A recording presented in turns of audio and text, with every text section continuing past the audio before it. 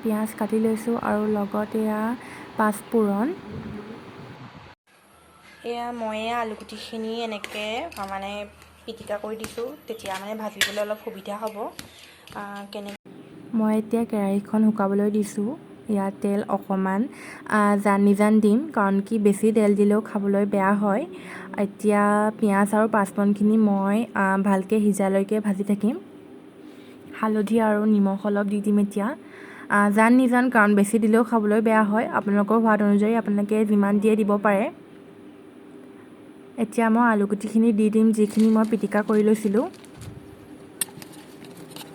এয়া দেখিছেই, বেচনখিনি মই পানী আৰু হালধি নিমখ দি গুলি ল'ম, কাৰণ আপোনালোকে দেখিবই আলুগুটি লাডুবিলাক মানে এনেকৈ ইয়াত জুবিয়াই জুবিয়াই দিব লাগিব। এয়া দেখিছেনে, মই ভাজি লোৱা আলুগুটি পিটিকাখিনি মই এতিয়া ৰাউণ্ড শ্বেপত গোল গোল কৰি লৈছোঁ। এয়া দেখিছেই, ইয়াত জুবিয়াই দিছোঁ এতিয়া।